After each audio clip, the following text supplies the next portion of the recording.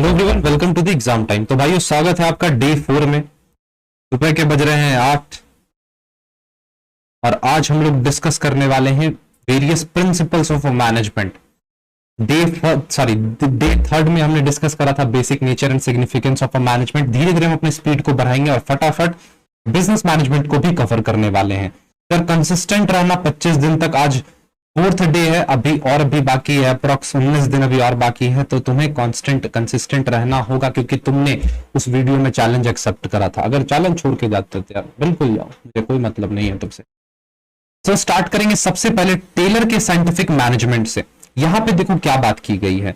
It implies conducting business activity according to the standardised tools methods trained personnel in order to increase output, improve its quality and reduce cost, this through effective and optimum utilization of resources।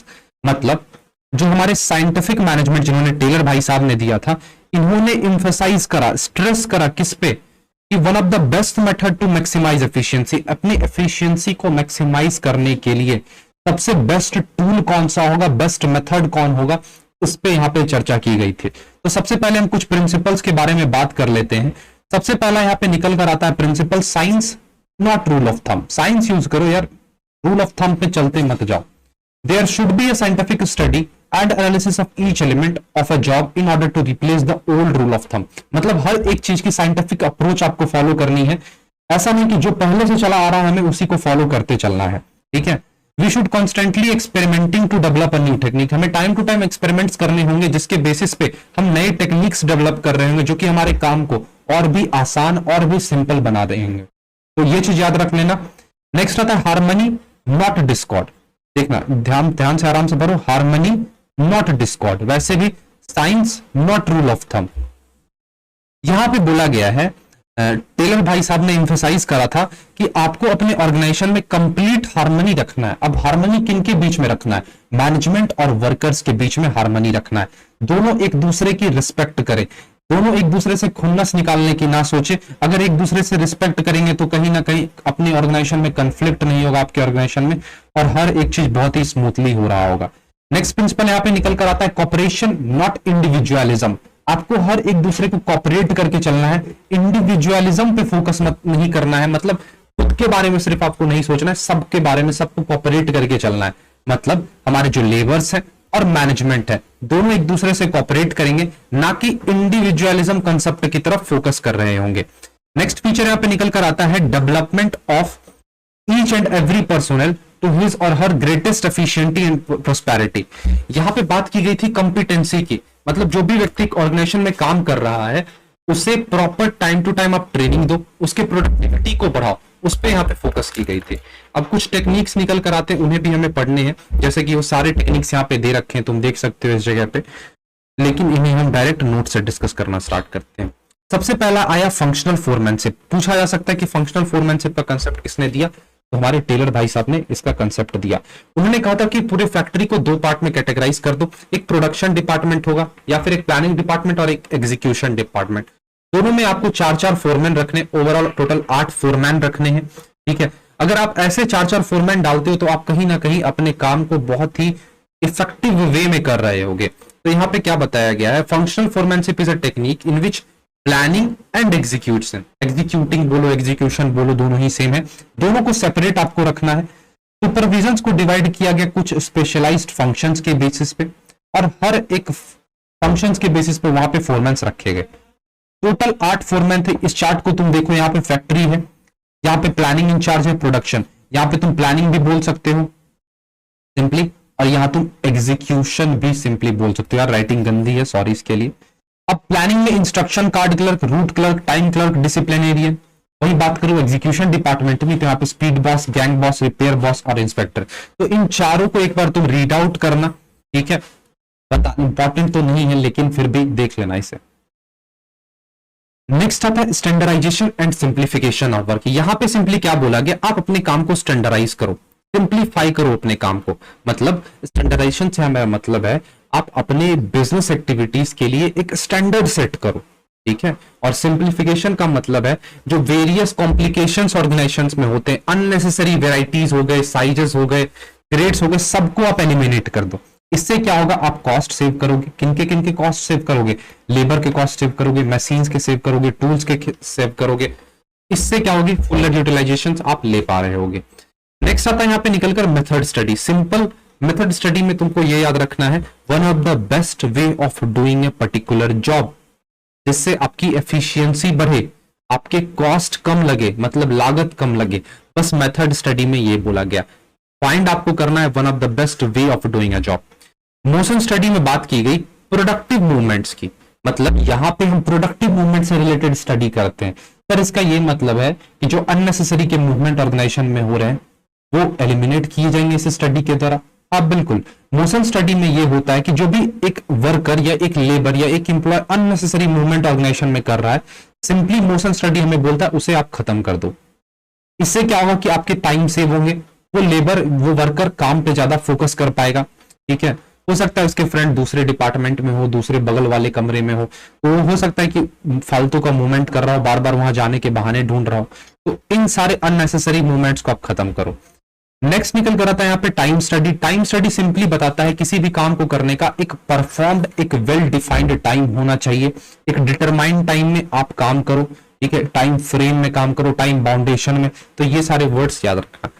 Fatigue study से simply समझो, fatigue का मतलब होता है थकावट।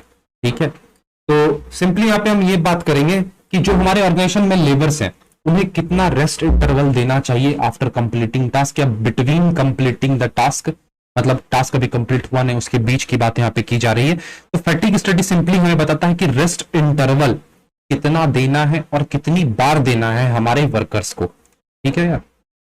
Next आता है differential piece wage system. Differential piece wage system में सिंपली हमें यह बताया गया कि आप अपने वर्कर्स को एफिशिएंट और इनएफिशिएंट दो कैटेगरी में डालो। पर कैसे डालना है, यूनिट्स प्रोडक्शन के बेसिस पे कि यार वो एक एफिशिएंट वर्कर एक दिन में कितना यूनिट प्रोड्यूस कर रहा है। अगर वो अच्छे खासे आपके अकॉर्डिंग यूनिट्स प्रोड्यूस कर रहे हैं तो आप उसे एफिशिएंट कैटेगरी में डालो। अब आप एफिशिएंट वर्कर को एक अच्छा खासा वेज दोगे, जो इनएफिशिएंट होंगे उन्हें आप अच्छे तरीके से वेज नहीं दोगे। अब अच्छे तरीके से सर वेज देना क्या होता है यहाँ पे, मतलब उन्हें हायर वेजेस मिलना और लोअर वेज मिलना, ये दो चीज कंसिडर करके चलना। अब फ्यूल के बारे में कुछ प्रिंसिपल पढ़ लेते हैं। अब देखो यहाँ पे मैं फ्यूल के प्रिंसिपल्स डिस्कस करूंगा, ना कि फ्यूल के बारे में डिस्कस करूंगा कि फ्यूल कौन थे, कौन सी फैक्ट्री में उन्होंने काम किया था, ये सब। तो ये सारा काम तुम्हारा होगा, तुम ये सब कब कर लोगे। अब देखो सबसे पहला प्रिंसिपल यहाँ पे स्टार्ट करते हैं जो कि है डिवीजन ऑफ वर्क। ठीक है, मैं घर हो जाता हूं। Division of work, division of work में क्या बोला गया, सिंपल मैं हिंदी में तुमसे बात करूंगा, ना कि यहाँ पे प्रॉपर जो लैंग्वेजेस लिखे गए उसके बारे में बात करूंगा। बोला गया आपके ऑर्गेनाइजेशन में जो भी काम है सबको छोटे छोटे टुकड़े में डिवाइड करो। अब वो जो छोटे छोटे टुकड़े आ गए हैं, जो भी काम होगा, जो बंदा उस काम में स्पेशलाइज्ड है, जिसकी स्पेशलिटी उसमें है, उस बंदे को वो टास्क आप अपॉइंट कर दो। सिंपली कहा गया कि वर्क को आप स्मॉलर टास्क में डिवाइड करो और जो व्यक्ति उस फील्ड में स्पेशलिस्ट है, आप सिंपली कह सकते हो कि जो कि कंपिटेंट है, ठीक है, आप उसे असाइन कर दो। ठीक, नेक्स्ट आता है अथॉरिटी एंड रिस्पॉन्सिबिलिटी। यहां पे फ्योल ने एम्फसाइज किया था कि अथॉरिटी और रिस्पॉन्सिबिलिटी दोनों के बीच एक प्रॉपर बैलेंस होना चाहिए। अगर बैलेंस नहीं होता है तो कहीं ना कहीं आपको डिफिकल्टीज फेस करनी पड़ सकती है। अथॉरिटी सिंपली मीन्स पावर और रिस्पॉन्सिबिलिटी मतलब होता है किसी भी काम को, या सिंपली कहो तो ऑब्लिगेशन, किसी भी काम को करने का जिम्मेदारी।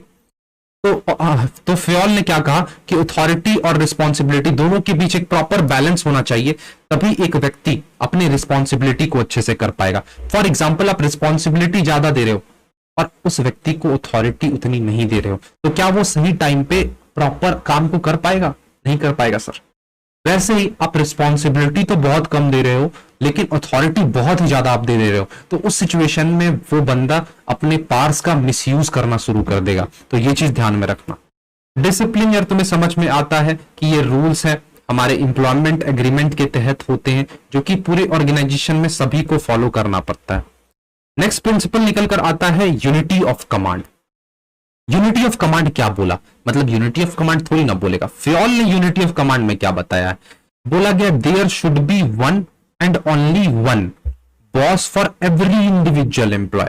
जैसे राइट अप्रोच देखो, यहां पे एक एम्प्लॉय है, ये सुपीरियर है और ये भाई साहब सबऑर्डिनेट है। अब ऐसा नहीं होना चाहिए कि ये सब सुपीरियर इसे भी गाइड कर रहा है, इसे भी गाइड कर रहा है, इसे भी गाइड कर रहा है, साथ ही साथ ये सुपीरियर भी इसे गाइड कर रहा है, इसे भी गाइड कर रहा है और इसे भी गाइड कर रहा है। तो कहीं ना कहीं यहाँ जो सबऑर्डिनेट भाई साहब होंगे वो हो जाएंगे कंफ्यूज, उनके दिमाग में कंफ्यूजन, कंफ्लिक्ट क्रिएट होना स्टार्ट हो जाएगा कि यार वो भी ऑर्डर दे रहा है, ये भी ऑर्डर दे रहा है, मैं किसके ऑर्डर को फॉलो करूं। तो फ्योल ने सीधा इंफेसाइज किया कि एक बंदे को बस एक ही बॉस, एक ही सुपीरियर ऑर्डर दे रहा होगा। तो इसीलिए ये गलत अप्रोच है और ये राइट अप्रोच। नेक्स्ट प्रिंसिपल निकल कर आता है यूनिटी ऑफ डायरेक्शन। इस इमेज से तुम समझो, बोला गया है कि पूरे ऑर्गेनाइजेशन के जो भी इंप्लॉयज होंगे वो एक डायरेक्शन में मूव कर रहे होंगे, मतलब ऑर्गेनाइजेशन के गोल की तरफ फोकस्ड होंगे। It means one head one plan. ठीक है, ये टर्म देख लेना। अब यहां पे देखो यूनिटी ऑफ कमांड और यूनिटी के बीच डिफरेंस दे रखा है, तो चाहो तो तुम इसे पढ़ सकते हो। नेक्स्ट प्रिंसिपल निकल कर आता है, जैसे देखो यहां पे मिस्टेक है एक चीज, यहां तक हमने कवर किया कितने प्रिंसिपल, 5। ठीक है, 5 हमारे हो गए। यहां से स्टार्ट हुआ सिक्स्थ प्रिंसिपल, थोड़ा सा ऊपर और ये सिक्स्थ प्रिंसिपल, सेवंथ प्रिंसिपल, फिर आगे कैसे प्रिंसिपल करेंगे। सिक्स्थ प्रिंसिपल में देखो क्या बताया गया, subordination of individual interest to general interest. यहां पे बात की गई इंप्लॉयज के इंटरेस्ट के बारे में। एक इंप्लॉय जब ऑर्गेनाइजेशन में काम कर रहा है, किसी कंपनी किसी फर्म में काम कर रहा है, तो उसे खुद के इंटरेस्ट को, खुद के बारे में नहीं सोचना है, उसे सोचना है हमारे ऑर्गेनाइजेशन के बारे में। इसका यह मतलब है कि हमें हमारे ऑर्गेनाइजेशन के इंटरेस्ट को प्रायोरिटी देना है ओवर दी आवर प्रायोरिटी। मतलब हमें खुद के इंटरेस्ट को प्रायोरिटी नहीं देना है, सबसे ऊपर हमारा ऑर्गेनाइजेशन का प्रायोरिटी होगा, फिर उसके बाद हमारा प्रायोरिटी होगा। The interest of an organisation should take priority over the interest of an any individual employee. Next आता है seventh principle, remuneration of employee. Fayol ने यहां पे एम्फसाइज किया था कि आप अपने एम्प्लॉयज को एक प्रॉपर और फेयर वेज दो, उन्हें एक्सप्लॉइट करने की कोशिश मत करो काम करवा के, उन्हें आप एक प्रॉपर और फेयर रेम्यूनरेशन दो। ठीक है, तो ये चीजें तुम याद रखना। नेक्स्ट यहां पे निकल कर आता है एट्थ प्रिंसिपल, सेंट्रलाइजेशन, और नाइन्थ है यहां पे स्केलर चेन। यार कोई मिस्टेक है क्या, एक बार सीक्वेंस तुम यार चेक कर लेना। सेंट्रलाइजेशन और डिसेंट्रलाइजेशन।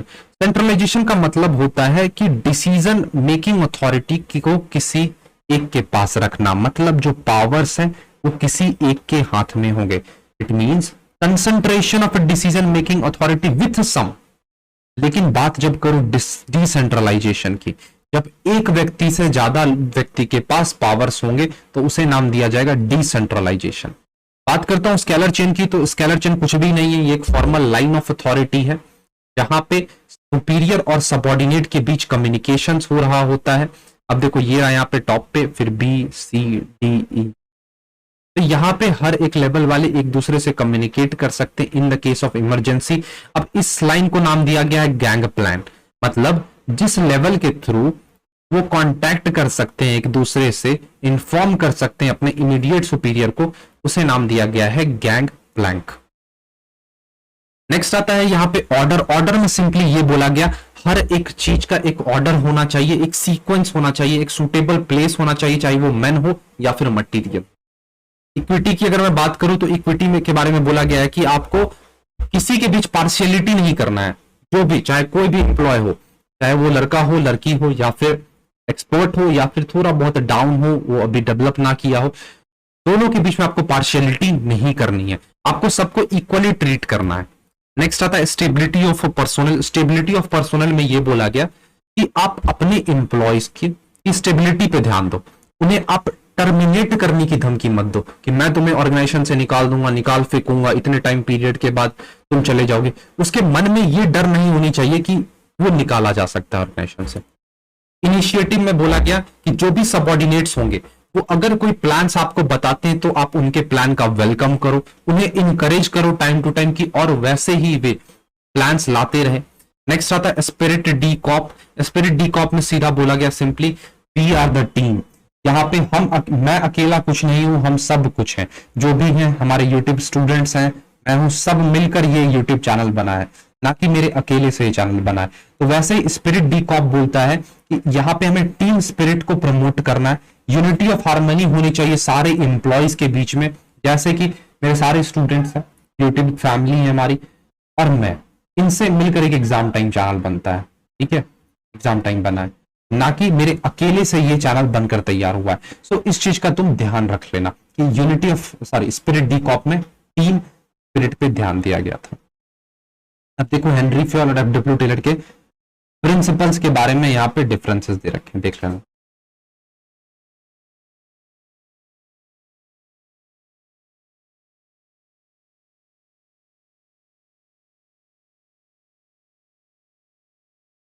तो यार अब मैं डिस्कस करने वाला हूं तुम्हारे साथ प्लानिंग के जो इंपॉर्टेंट टॉपिक्स होंगे मैं तुम्हें वो समझाने वाला हूं। प्लानिंग सिंपली सर होता क्या है? प्लानिंग एक इंटेलेक्चुअल प्रोसेस है।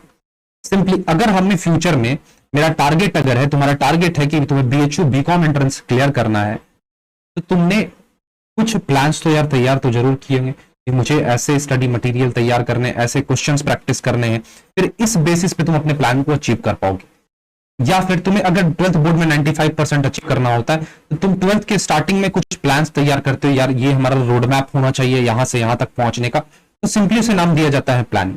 तो कूड्स एंड ओडोनेल का यहाँ पे प्रॉपर डेफिनेशन निकल कर आता है कि प्लानिंग एक इंटेलेक्चुअल प्रोसेस है, conscious determination of course of action, the basin of a decision of purpose, facts and considering estimates. मतलब यहाँ पे एस्टिमेट्स लगाते हैं, वेरियस फैक्ट्स को कंसिडर करते हैं, फिर उसके बेसिस पे कोर्स ऑफ एक्शन तैयार करते हैं। तो प्लानिंग कुछ भी नहीं है।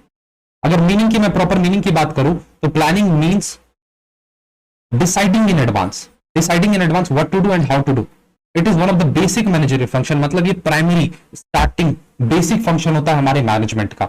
इसके अंदर ऑब्जेक्टिव सेट किए जाते हैं, अप्रोप्रिएट कोर्स ऑफ एक्शंस के लिए वेरियस प्लान्स तैयार किए जाते हैं। तो ये सारी चीजें याद रख लेना।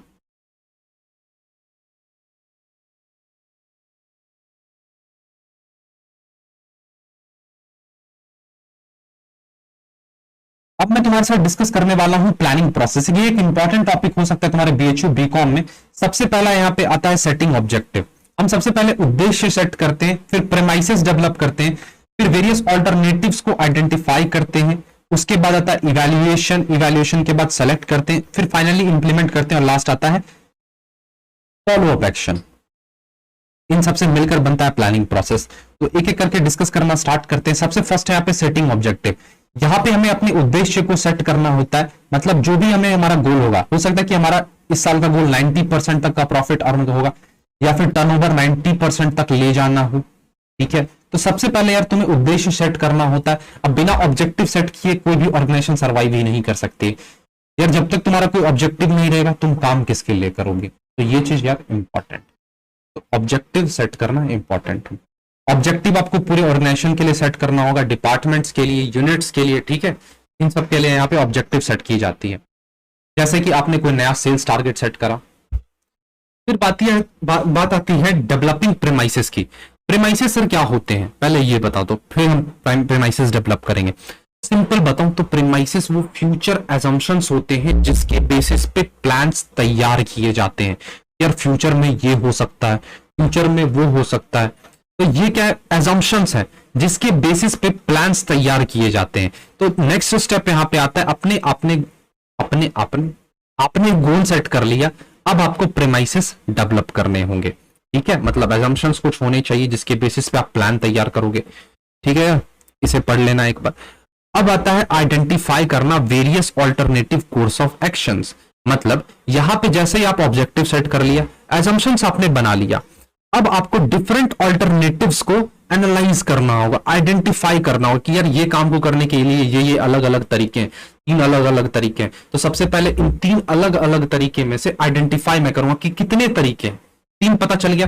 दूसरा था इवैल्यूएशन, इवैल्यूएट करना है, 3 अलग अलग तरीके हैं, तो इनमें से 3 कौन सा अच्छा है, बेस्ट कौन सा है, मैं ये सबसे पहले आइडेंटिफाई इवैल्यूएट कर लूंगा। फिर जैसे ही मैंने इवैल्यूएट किया इन 3 बेस्ट तरीके में से, तो जो सबसे बेस्ट होगा, सबसे प्रॉपर होगा, हमारे काम के लिए सुटेबल होगा, उसे हम सेलेक्ट कर लेंगे। फॉर एग्जांपल ये 3 यहाँ पे दे रखे हैं, तुम देख रहे हो, इसमें से मान लो ये बीच वाला बेस्ट है, तो इसे मैं चूज कर लूंगा। अब इतना करने के बाद हमें फिर प्लान को इंप्लीमेंट करना होता है, मतलब हमें प्लान को एक्शन में लाना होता है। फिर फाइनली फॉलो अप एक्शन यहां पर निकल कर आता है, ठीक है यार। नेक्स्ट यहाँ पे हम बात करने वाले हैं टाइप्स ऑफ प्लान की। तो प्लान होते हैं 2 टाइप्स के यार, सिंगल यूज और स्टैंडिंग यूज। तो सबसे पहले सिंगल यूज नाम से समझो, जो कि एक बार तैयार किए जा रहे हो, मतलब स्पेसिफिक प्लान्स हो जो कि बनाए गए हो to solve a non recurring particular problem, highlight कर दे रहा हूं, नॉन रेकरिंग। और स्टैंडिंग में रेकरिंग प्रॉब्लम्स की बात की जाती है, तो इस चीज को कंसीडर कर लेना मेरे दोस्त। स्टैंडिंग प्लान की अगर मैं बात करूं तो यहां पे दोज एक्टिविटी जो कि रेगुलरली अकर हो रहे हो over a period of a time, it is designed once and retain their value of over a period of a time. ठीक है, इसे डेवलप तो एक बार किया जाता है, लेकिन टाइम टू टाइम इसमें चेंजेस लाई जा सकती हैं, जैसे कि पॉलिसी हो गए, प्रोसीजर्स हो गए, मेथड्स हो गए, रूल्स हो गए, ये सारे चीज। उन्हीं सबके बेसिस पे वेरियस टाइप के यहाँ पे प्लान्स दे रखे हैं। सबसे पहला ऑब्जेक्टिव, ऑब्जेक्टिव तो यार ऑब्जेक्टिव क्या होता है? ऑब्जेक्टिव वो इंड रिजल्ट होता है जो कि हर एक मैनेजमेंट अचीव करना चाहता है। तो इस चीज का ध्यान रखना कि objectives are the end result which the management seeks to achieve by its operation. ठीक है, अब ये आपको फ्यूचर पोजीशन, आपका फ्यूचर पोजीशन क्या होगा उसके बारे में यहां पे बात की जाती है। कहां पे? ऑब्जेक्टिव के अंदर। फॉर एग्जांपल आपने जो इन्वेस्टमेंट करा है उस पर आपको 20% का रिटर्न चाहिए, आपका सेल्स टारगेट जो है वो 10% तक का बनाना है। इसका ये मतलब कि हमारा ऑब्जेक्टिव क्लियरली सेट होना चाहिए। नेक्स्ट आता है स्ट्रैटेजी। स्ट्रैटेजी का मतलब होता है यार रणनीति, मतलब कि वो ऐसा एक प्लान है जिसके थ्रू आप, लाइट आ गई, जिसके थ्रू आप अपने कंपिटिटर्स को बीट करते हो या फिर आप अपने बेस्ट पोजीशन पे पहुंचते हो। जैसे कि बताया गया, strategy refers to the future decision defining the organisation direction and scope in the long run. मतलब ये आपके लॉन्ग रन में आपका क्या प्लान होना चाहिए, क्या प्रॉपर स्ट्रैटेजी होनी चाहिए, उसको कौन डिफाइन करता है? Strategy. When the managers of an organisation to prepare a new strategy. ठीक है, तो यहां पे कुछ और भी बातें की गई, उनसे एक बार देख लेना। नेक्स्ट निकल कर आता है यहाँ पे पॉलिसीज। पॉलिसी का मतलब है कि जनरल स्टेटमेंट जो कि हमें गाइड करेंगे सोचने में और हमारे जो भी प्लान्स होंगे उसे चैनलाइज करने में। It provides the basis for interpreting strategy. इसके लिए स्ट्रैटेजी के लिए ये एक बेस है। There are policies of all level department in organization, हर एक डिपार्टमेंट के लिए यहाँ पे पॉलिसीज होंगी। नेक्स्ट निकल कर आता है प्रोसीजर। प्रोसीजर क्या है? सिंपल बताऊंगा, ये एक रूटीन स्टेप है डिटेलिंग द एग्जैक्ट मैनर जिसमें आप अपने काम को कर रहे होगे, जैसे कि रिक्रूटमेंट प्रोसेस किसी भी कंपनी का हो गया, सिलेक्शन प्रोसेस हो गया, तो प्रोसीजर के अंदर वो सारी चीजें आती हैं। रूल क्या है सर? रूल एक स्पेसिफिक स्टेटमेंट है जो कि आपको बताएगा what is done and what not to be done in the various circumstances. ये किसके अंदर आता है? रूल्स के अंदर आता है। फॉर एग्जाम्पल आपके स्कूल में लिखा होता होगा, ऑफिस में लिखा होता होगा कि no smoking in the office premises. Next निकल कर आता है यहाँ पे method. Method provides the prescribed way और मैनर जिसमें आप अपने काम को कर रहे होंगे। ठीक है, अब मेथड जो होते हैं वो फ्लेक्सिबल होते हैं, जैसे कि सिलेक्शन ऑफ प्रॉपर मेथड आपके टाइम को बचाएंगे, मनी को बचाएंगे, आपके एफर्ट्स को बचाएंगे, एफिशिएंसी आपकी बढ़ेगी। नेक्स्ट निकल कर आता है यहाँ पे प्रोग्राम। प्रोग्राम क्या है? एक डिटेल्ड लिस्ट है किसका? आपके पूरे प्रोजेक्ट का, जिसके अंदर ऑब्जेक्टिव्स होंगे, पॉलिसीज होंगे, प्रोसीजर्स होंगे, रूल्स होंगे, टास्क होंगे, physical as well as human resource भी इसके अंदर आते हैं। और फाइनली जो हमारा लास्ट टाइप यहाँ पे निकल कर आता है वो है बजट। बजट हमें क्या बताता है? सिंपली हमारा जो भी एस्टिमेट होगा, मतलब बजट एक एस्टिमेशन है, सॉरी स्टेटमेंट है किसका? हमारे एक्सपेक्टेड रिजल्ट का। इस टर्म में सर न्यूमेरिकल टर्म में, जैसे कि सेल्स बजट हो गया, प्रोडक्शन बजट हो गया। ठीक, अब एक चीज तो मैं बता देता हूं, अप्रोचेस टू प्लानिंग इंपॉर्टेंट है, पहले पूछे जाते थे, हो सकता है अभी भी पूछ ले। रिएक्टिव दे रखा है, पढ़ लेना इसे। नेक्स्ट है यहाँ पे इनएक्टिव, स्क्रीनशॉट लेते चलो। इनएक्टिव है, प्रीएक्टिव है और प्रोएक्टिव है, तो ये पढ़ लेना। और तो नहीं है, नहीं है, इसके बाद नेक्स्ट यूनिट स्टार्ट है। फिर मैंने तुम्हें इसलिए दिया क्योंकि अभी से तुम क्या करोगे, जाके सो थोड़ी ना जाओगे, तो इसे एक बार कवर कर लेना और जो भी चीजें मैंने तुम्हें बताई एक बार उससे रिलेटेड क्वेश्चंस लगा लेना। ठीक है, तो यार अभी हम अपने डे 4 के स्टार्टिंग में हैं, सुबह के 8:30 बजने वाले हैं। अब तुम्हें ये लेक्चर कैसा लगा कमेंट सेक्शन में जरूर बताना। मिलेंगे शाम 4 बजे अपने अकाउंट्स के साथ और फिर रात में मिलेंगे 9 बजे कुछ नए सब्जेक्ट के साथ। तो यार तब तक के लिए पढ़ते रहो। Bye bye, take care.